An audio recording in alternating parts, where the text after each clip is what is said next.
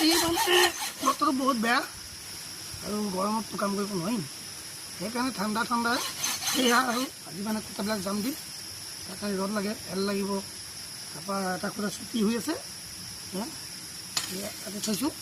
এইটো খুঁটাৰ কাৰণে এইখিনি লাগিব যিহেতু আৰু লাগে কইল কেইটামান পিচ, সেইখিনিও কাটি থৈছোঁ। এয়া কাটি এইখন কাটি বান্ধি কুনি লৈ ঠিক আজি মানে ভিডিঅ'টো আপোনালোকৰ ওচৰত কেনেকুৱা হ'ব কি নাজানো, আৰু কি নহওক আপোনালোকে চাই যাওক। আপোনালোকৰ মৰম আশীৰ্বাদত আজি মই ইমান এটা ডাঙৰ কাম যে হাতত লৈছোঁ, কেৱল আপোনালোকৰ আশীৰ্বাদ।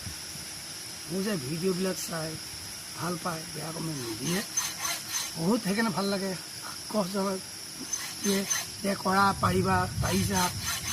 সেইকাৰণে মই আপোনালোকৰ ওচৰত চিৰকৃতজ্ঞ হৈ থাকিম সদায়। এনেকৈ কৰিবলৈ দেহাটো ভালে ৰাখিব দিয়ক। ভগৱান এটাই প্ৰাৰ্থনা কৰিব যে মানুহজনৰ দেহাটো ভালে থাকক। সেইকাৰণে যিহেতু আমাৰ পইচা পাতি বেছি নহয়, যেতিয়া মানে সৰুকৈ এটা জানে আৰু এখন ITIত কাম কৰি আছোঁ, পাওঁনো কেইটকা কেইটামান দিয়ে ক'বলৈ নিজৰে লাজ লাগে, কাৰণ আজিৰ তাৰিখত সেইকেইটা টকা একো কামত নাহে যিকেইটা দিয়ে, মানে হাজিৰাটো সম্পূৰ্ণ নপৰে। সেইকাৰণে মানে আজৰি টাইম পালে ঘৰটো বনাই হাজিৰাটো পেলাবলৈ বিচাৰি আছোঁ। বেলেগৰ ঘৰৰ কাম যদি পাওঁ কেতিয়াবা কৰিম, ঘৰটো হোৱাৰ পিছতে কৰিম দেই, আগত নকৰোঁ। কাৰণ ট্ৰেইনিং ক'তো নাই, এই প্ৰথম নিজৰ ঘৰতে ট্ৰেইনিং দিয়ে। ভুল হওক শুদ্ধ হওক কামখিনি কৰি গৈছোঁ, যি হয় দেখা যাব। কোনেওতো মাকৰ পেটত শিকি নাহে, চবেই শিকে। আৰু সেইকাৰণে মোৰ গুৰুও নাই, অকলে যি পাৰি নিজে যোগালী কৰোঁ, নিজে মিস্ত্ৰী কৰোঁ, মানে সকলোখিনি নিজ হাতেই কৰি আছোঁ। আজিৰ তাৰিখত এটা মিস্ত্ৰী হাজিৰা 700 টকা, আমিতো 700 টকা দিব নোৱাৰিছোঁ।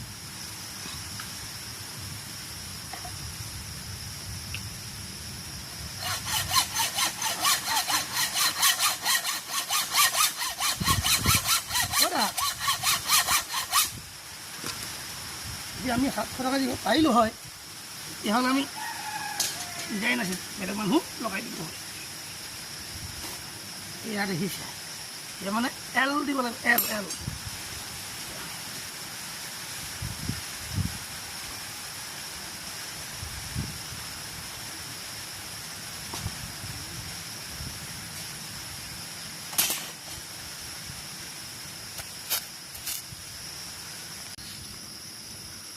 মোৰ ফালৰ পৰা মই আপোনালোকক এটাই ক'ম, এতিয়া আমাৰ অসমীয়া ল'ৰা আছে, তেওঁলোকক এটাই ক'ব বিচাৰোঁ যে আপোনালোকে ঘৰত বেকাৰ নবহি কিবা এটা কৰিব ল'ব। যিহেতু আজি আমাৰ গোটেই চবফালে দেখিছে মুছলমান বঢ়িয়া, যিকোনো কাম তেওঁলোককহে দিয়ে, আমাৰ অসমীয়া মানুহক কিন্তু নিদিয়ে। অসমীয়াই কৰিব নোৱাৰে আৰু নাজানে বুলি কয়। কিয় নোৱাৰিব? চবেই পাৰিব, খালি নিজৰ ওপৰত বিশ্বাস ভৰসা লাগিব। আজি কি মই এই কামবিলাক কি ক'ৰবাত শিকিছোঁ, নিজৰ বিশ্বাসৰ ওপৰত তাক বুজি নিজে কৰি এই ঘৰটো মোৰ যেতিয়া মিস্ত্ৰী মাতি আনিছিলোঁ, দেখুৱাইছিলোঁ, কামটো 80,000 টকা বিচাৰিছোঁ। কেৱল গাঁথনিহে কৰিব দেই, প্লাষ্টাৰ নকৰে, সৰু নকৰে, 30 ফুট লম্বা আৰু 26 ফুট বহল, সেইটো ঘৰ মানে কাম কৰিব তেওঁলোকে। আৰু যিটো মোৰ এনেই যিটো এতিয়া মই ঘৰ বনাই আছোঁ, কিন্তু এইটো টোটেল আছে মোৰ 50 ফুট। ইয়াত লেট্ৰিন, বাথৰুম, কিটচেন চব মানে এইটো লগতে দিয়া হৈছে চেছ কৰি। আপোনালোক হয়তো দেখা নাই, মই সেইখিনি আপোনালোকক ধুনীয়াকৈ A to Z দেখাবলৈ চেষ্টা কৰি যাম। ইয়াৰ পৰা যোৱা বছৰ গাঠিছিলোঁ, এই দেখিছে নহয়, এই কোণাৰ পৰা সেই কোণালৈ আছে 26 ফুট, আৰু এই কোণাৰ পৰা যিমান দূৰ দেখিছে মানে সেইটো ইয়ালৈকে আছে মোৰ টোটেল 50 ফুট লম্বা। ইয়াতে আছে আপোনাৰ এটা কিটচেন, এইটো হ'ব কিটচেন, এইটো দীঘল পাইছে, এইটো হ'ল ডাইনিং ৰুম। ইয়াতে এতিয়া বৰ্তমান খেতি ছিজন ন, কঠীয়া পেলাই থৈছোঁ। ইয়াত হৈ যাব, এইটো হ'ব আপোনাৰ ড্ৰয়িং ৰুম। মানে কেনেকুৱা হয় কি কথা নাজানো। আৰু বাকী এই যিটো পাত দেখিছে এইটো ছাইডত কেঁচা ঘৰত লগতো ইয়াৰ ৰুম আছে, পেঞ্চিল মাৰি থৈছোঁ। মানে সেইটোত হ'ব আপোনাৰ বেডৰুম 3টা আছে তাত, বেডৰুম 3টা লগত লেট্ৰিন এটেচ। কেনেকুৱা হয় কি হয় নাজানো, আপোনালোকে শেষলৈকে চাই যাওক ভিডিঅ'টো। এনেকৈ মই দি থাকিম যেতিয়ালৈকে ঘৰ সম্পূৰ্ণ কাম হৈ নুঠে। সম্পূৰ্ণ আপোনালোকক দিম, যদি ভাল লাগে এবাৰ মোক জনাব, আৰু যদি বেয়া হয় মোক জনাব। আৰু ঘৰটো যিটো মানে হিট ছিষ্টেমত বনাইছোঁ ঠিকে আছে নে ভুল হৈছে সেইটো এবাৰ মোক জনাবলৈ নাপাহৰিব দেই। নমস্কাৰ। এতিয়া মই মানে কি আপোনালোকক ৰিং চিংখিনি কাটি হৈ গ'ল, এতিয়া বনাই আছোঁ খুঁটাটো বান্ধি আছোঁ।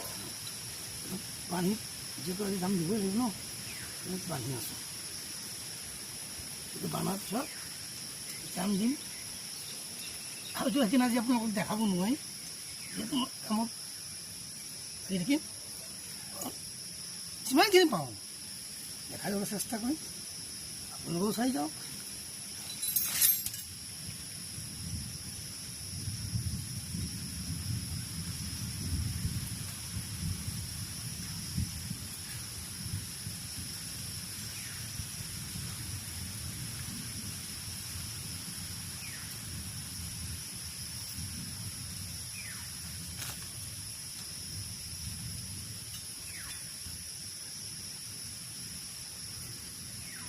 কিন্তু এটা কথা, মই আপোনাৰ যেতিয়া অফিচ যাওঁ তেতিয়া আপোনাৰ ঠিক 9টা বাজে, 8টা 8:30মানকৈ মানে মই কামটো ৰাতিপুৱা কৰি দিওঁ, মানে অফিচ যোৱাৰ আগে আগে।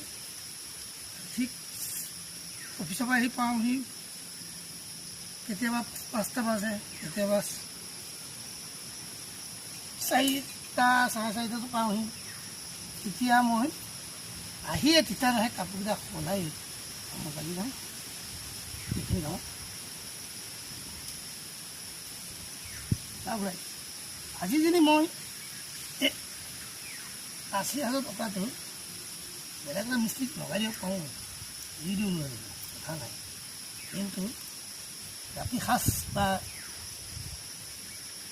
খাবলৈ মাছ মাংস আনিবলৈ দিগদাৰ হ'ব। সেইকেইটা পইচা খাই পেলাম।